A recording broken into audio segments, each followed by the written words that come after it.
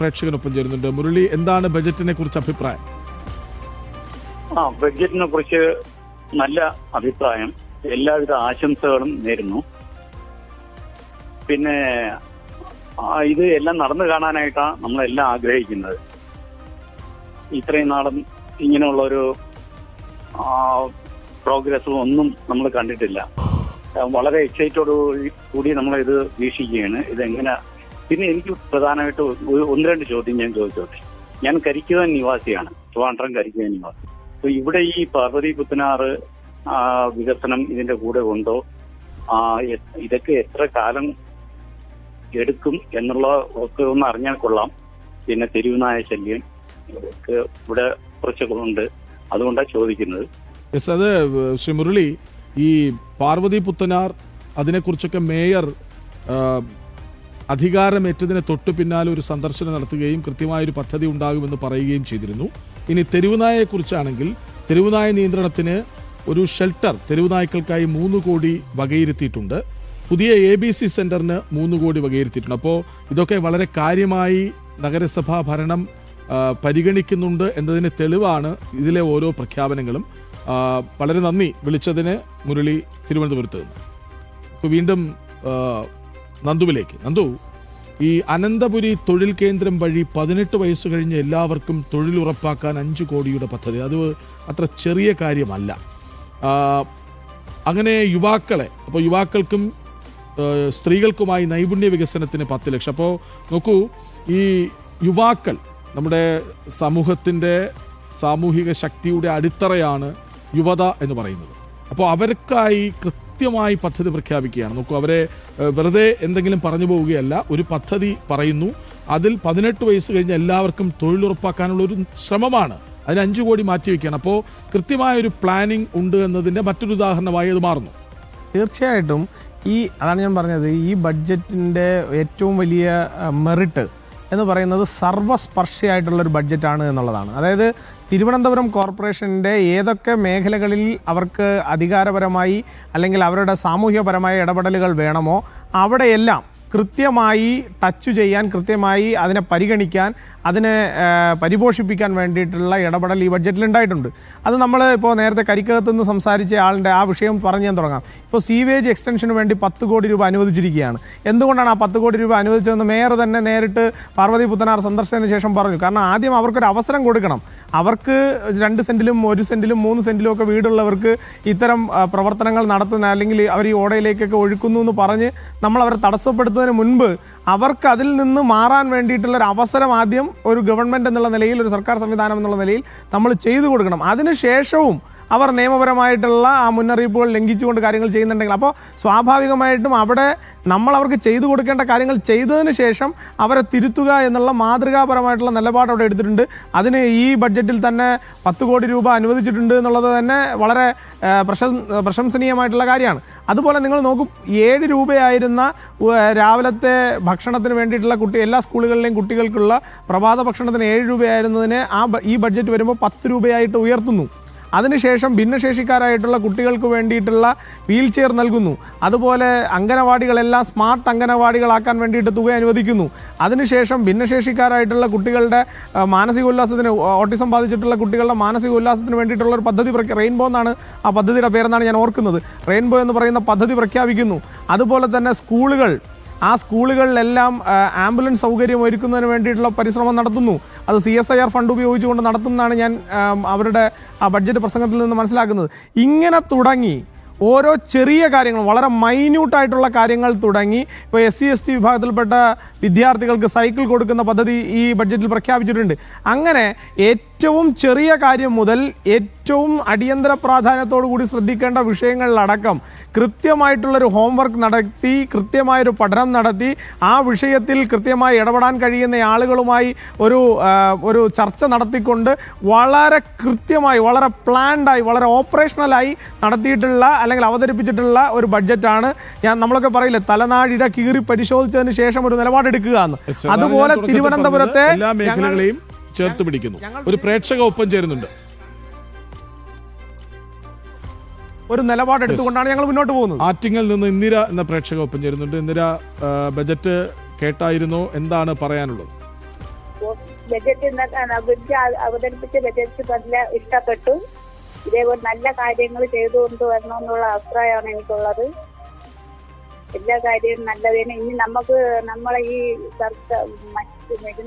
ഇന്ദിര ആറ്റിങ്ങൽ നഗരസഭാ പരിധിയിലാണോ? അവിടെയാണോ? എന്താ ആറ്റിങ്ങൽ നഗരസഭാ പരിധിയിലാണോ താമസം?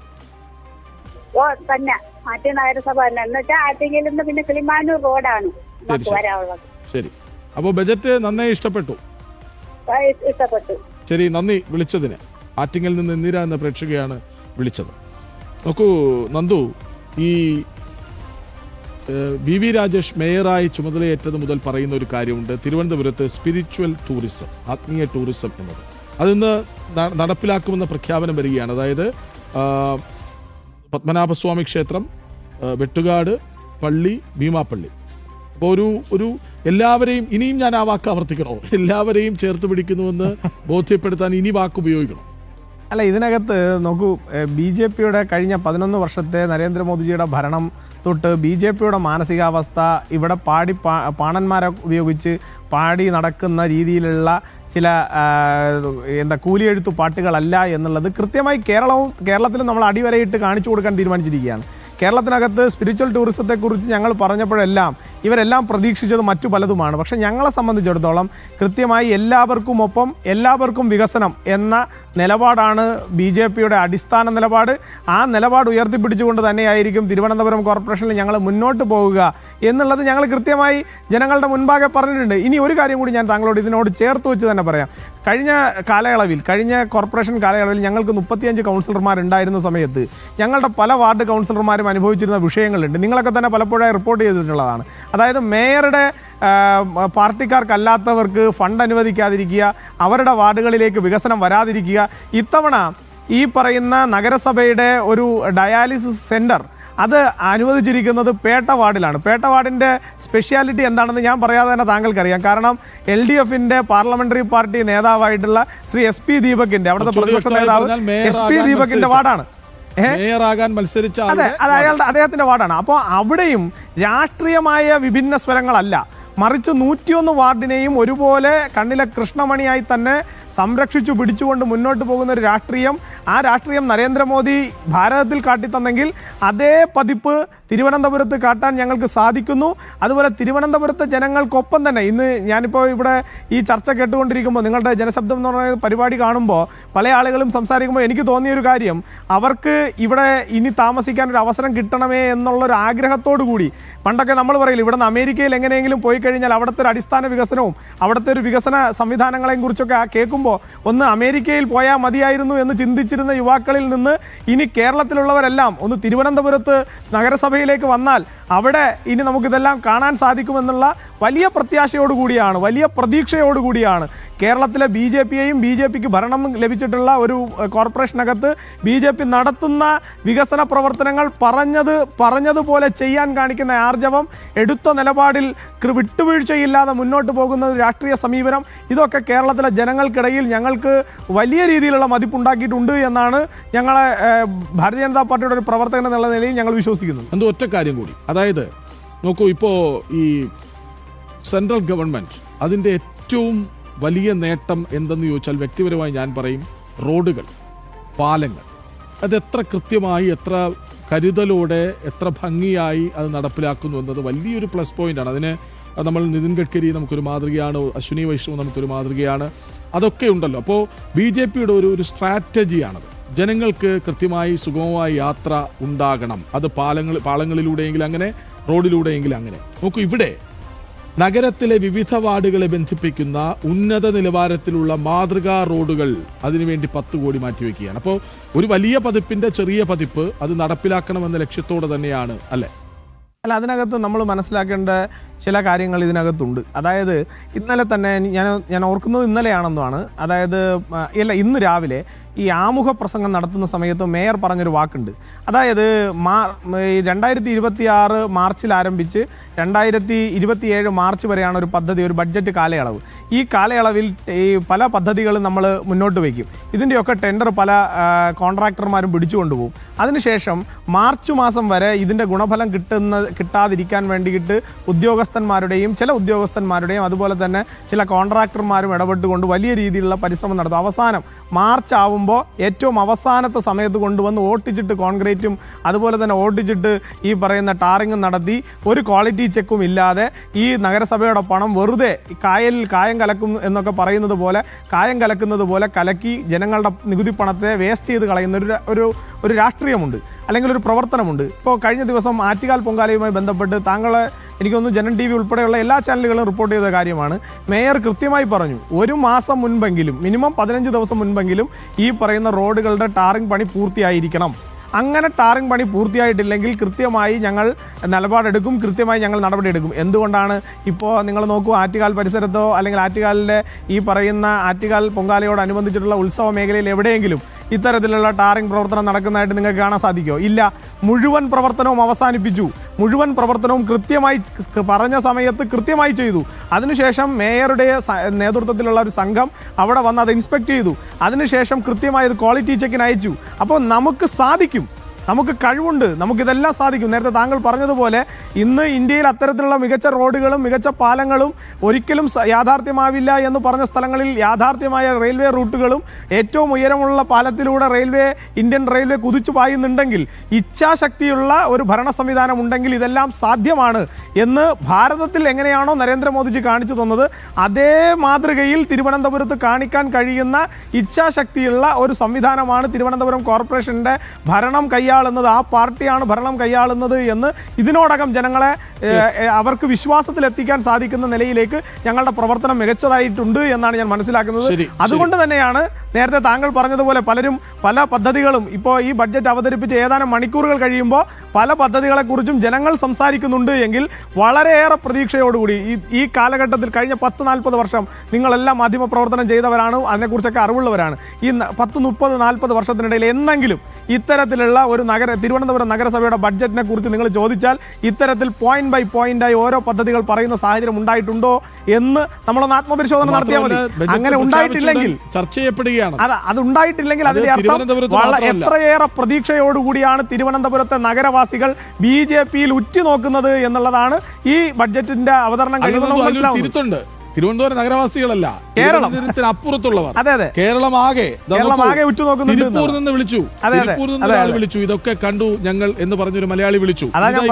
ഇപ്പൊ മറ്റൊരാൾ വിളിക്കുന്നുണ്ട് മലപ്പുറത്ത് നിന്ന്, സുജാത ടെലിഫോൺ ലൈനിൽ ഉണ്ടെങ്കിൽ പറയൂ, എന്താണ് അഭിപ്രായം തിരുവനന്തപുരത്തിന്റെ അനന്തപുരിയുടെ വികസിത ബജറ്റിനെ കുറിച്ച്? നല്ലതാണ് അഭിപ്രായം. കണ്ടത് ബഡ്ജറ്റ് തുടങ്ങിയത് മുതലേ കണ്ടുകൊണ്ടിരിക്കുകയാണ്. TV ഓഫ് ചെയ്യാതെ കണ്ടുകൊണ്ടിരിക്കുന്നതാണ്. അവിടെ അതുപോലെ മലപ്പുറം ജില്ലയിലൊന്ന് ഇതുപോലെ കാണാൻ ആഗ്രഹിക്കുന്നുണ്ട്. ശരി, വളരെ സന്തോഷം വിളിച്ചതിന്. മലപ്പുറത്ത് നിന്ന് സുജാത എന്ന പ്രേക്ഷകയാണ് വിളിച്ചത്. നന്ദു, നോക്കൂ, ഞങ്ങൾക്കും അത് ആഗ്രഹമുണ്ട്. അപ്പോൾ ഗുജറാത്തിൽ അഹമ്മദാബാദിൽ തുടങ്ങിയതാണ് BJPയുടെ തേരോട്ടം. ഇതുപോലെ ഒരു നഗരസഭ പിടിച്ച് അത് നരേന്ദ്രമോദി തന്നെ പറഞ്ഞു, അമിത്ഷാ പറഞ്ഞു, രാജീവ് ചന്ദ്രശേഖർ അത് പറഞ്ഞു. അപ്പോൾ അവിടെ നിന്ന് തുടങ്ങിയ ഒരു തേരോട്ടമാണ് ഗുജറാത്തിനെ വികസിത ഗുജറാത്താക്കി മാറ്റിയത്, ഗുജറാത്തിൽ തുടർഭരണം സാധ്യമാക്കിയത്. BJP ജയിച്ചയിടങ്ങളിലൊക്കെ അങ്ങനെയാണല്ലോ, തുടർഭരണവും സാധ്യമാകുന്നുണ്ട്. അപ്പോൾ തിരുവനന്തപുരത്തേക്ക് ഇപ്പോൾ ഉറ്റുനോക്കുകയാണ് കേരളമാകെ. അല്ല, നോക്കൂ, ഓരോരുത്തരുടെയും വാക്കുകളിൽ ഉണ്ടാവുന്ന ഒരു പ്രതീക്ഷ, അതാണ് ഞാൻ പറഞ്ഞത്. ഇന്നലകളിൽ അവർക്ക് നഷ്ടപ്പെട്ടതെല്ലാം തിരിച്ചു കൊടുക്കാൻ കഴിയുന്ന ഒരു രാഷ്ട്രീയ പ്രത്യയശാസ്ത്രം, ഒരു ഭരണ പ്രത്യയശാസ്ത്രമായി BJP അവർ വളരെ പ്രതീക്ഷയോടുകൂടി കാണുന്നു എന്നുള്ളത് എന്നെപ്പോലെയുള്ള ഓരോ BJP പ്രവർത്തകനെ സംബന്ധിച്ചിടത്തോളം വലിയ ആഹ്ലാദത്തിന് ഇട നൽകുന്നതാണ്. നേരത്തെ ഒരാൾ ഇവിടെ സൂചിപ്പിച്ചു, 2ൽ നിന്ന് ഇന്ന് ഇന്ത്യയുടെ ഭരണസാരഥ്യം ഏറ്റെടുക്കാൻ BJPക്ക് ചിറകുകൾ നൽകിയത് ഇത്തരത്തിൽ ഞങ്ങൾ എടുത്തിട്ടുള്ള വലിയ രാഷ്ട്രീയ നിലപാടുകളാണ്, ഞങ്ങൾ എടുത്തിട്ടുള്ള ജനപക്ഷ നിലപാടാണ്. ആ ജനപക്ഷ നിലപാടുമായി ഞങ്ങൾ മുന്നോട്ട് പോകുമ്പോൾ കേരളം ഒരിക്കലും ഞങ്ങളുടെ മുന്നിൽ വാതിലടക്കില്ല എന്ന ഉറച്ച വിശ്വാസമാണ് BJPയുടെ ഓരോ പ്രവർത്തകനെയും ഈ 2026 നിയമസഭാ തെരഞ്ഞെടുപ്പിലേക്ക് കാലെടുത്തു വയ്ക്കാൻ നിൽക്കുന്ന ഈ അവസരത്തിൽ ഈ ബഡ്ജറ്റ് കൂടി നൽകുന്ന ഒരു അമിത ആത്മവിശ്വാസം എന്ന് തന്നെ ഞാൻ പറയും. വലിയ ആത്മവിശ്വാസത്തോടു കൂടി 2026 നിയമസഭാ തെരഞ്ഞെടുപ്പിലേക്ക് ഞങ്ങൾക്ക് പോകുമ്പോൾ ഞങ്ങൾക്ക് കേരളത്തിൽ ആകമാനം കണ്ടമാനം, അത് മഞ്ചേശ്വരം മുതൽ പാറശാല വരെ ഞങ്ങൾക്ക് പറയാനൊരു വികസന മോഡലുണ്ട്. ആ വികസന മോഡൽ വികസിത അനന്തപുരിയുടെ മോഡലാണ്. ആ മോഡൽ ഞങ്ങൾ അവതരിപ്പിച്ചു കഴിഞ്ഞു. ആ മോഡൽ ജനങ്ങളുടെ മുൻപാകെ വെച്ചുകൊണ്ട് ഇതുപോലെ ഒരു കേരളത്തെ നിങ്ങൾ സ്വപ്നം കാണുന്നുണ്ട് എങ്കിൽ, ഏറ്റവും സാധാരണക്കാരനെയും സ്പർശിക്കുന്ന ഒരു രാഷ്ട്രീയം ഈ കേരളത്തിൽ ഉണ്ടാവണമെന്ന് നിങ്ങൾ ആഗ്രഹിക്കുന്നുണ്ടെങ്കിൽ, ഏറ്റവും മോശപ്പെട്ട അവസ്ഥയിൽ നിൽക്കുന്നയാളെയും കൈപിടിച്ച് മുന്നോട്ടേക്ക് നടത്തുന്ന ഒരു രാഷ്ട്രീയം കേരളത്തിലേക്ക് വരണം എന്ന് നിങ്ങൾ ആഗ്രഹിക്കുന്നുണ്ട് എങ്കിൽ, നിങ്ങൾക്ക് കേരളത്തിലെ ഒരേ ഒരു രാഷ്ട്രീയ പാർട്ടിയെയും ഒരേ ഒരു രാഷ്ട്രീയ ചിഹ്നത്തെയും മാത്രമേ നിങ്ങൾക്ക് ഹൃദയത്തിലേക്ക് ആവാഹിക്കാൻ കഴിയൂ. ആ രാഷ്ട്രീയ പാർട്ടിയുടെ പേര് നരേന്ദ്രമോദിയുടെ BJP ആണ് എന്ന് അടിവരയിടാൻ ഈ ബഡ്ജറ്റിന് ശേഷം ഞങ്ങൾക്ക് സാധിച്ചിട്ടുണ്ട്. ഈ ബഡ്ജറ്റ് അത്രയേറെ ആത്മവിശ്വാസം കേരളത്തിലെ ഓരോ BJP പ്രവർത്തകനെയും കേരളത്തിലെ ഓരോ വികസനം ആഗ്രഹിക്കുന്ന ആളുകൾക്കിടയിലും അത്രയും ആത്മവിശ്വാസം നൽകിയിട്ടുണ്ട് എന്നാണ് നിങ്ങളുടെ ഈ പരിപാടിയിൽ ഇരിക്കുമ്പോൾ എനിക്ക് ബോധ്യമാവുന്നത്. യെസ്, അതാണ് തിരുവനന്തപുരത്തിന്റെ നഗരസഭാ പരിധിക്കുള്ളിൽ നിന്നല്ല അധികം കോളുകളും വന്നത്. കോഴിക്കോട് നിന്ന്, മലപ്പുറത്ത് നിന്ന്, ആറ്റിങ്ങിൽ നിന്ന്, എറണാകുളത്ത് നിന്ന്, ചടയമംഗലത്ത് നിന്ന്, അങ്ങ് തിരുപ്പൂർ നിന്ന് വരെ തിരുവനന്തപുരത്ത് അവതരിപ്പിച്ച ബജറ്റ് ഉറ്റുനോക്കിയിരുന്നവർ വിളിച്ചു, സന്തോഷം പങ്കുവച്ചു. ഞങ്ങൾക്കും അത് വേണം എന്ന ആഗ്രഹം പങ്കുവച്ചു. ഞങ്ങൾക്കും അങ്ങനെ ഒരു ഭരണ സംവിധാനം ഉണ്ടാകണമെന്ന് അവർ ആത്മാർത്ഥമായി ആഗ്രഹിക്കുന്നുണ്ട് എന്നുകൂടി വ്യക്തമാകുന്നുണ്ട് ഈ 45 മിനിറ്റ് നീണ്ട ജനശബ്ദം പരിപാടിക്കിടെ. വളരെയധികം നന്ദി ഒപ്പം ചേർന്നതിനും പ്രതികരിച്ചതിനും എല്ലാ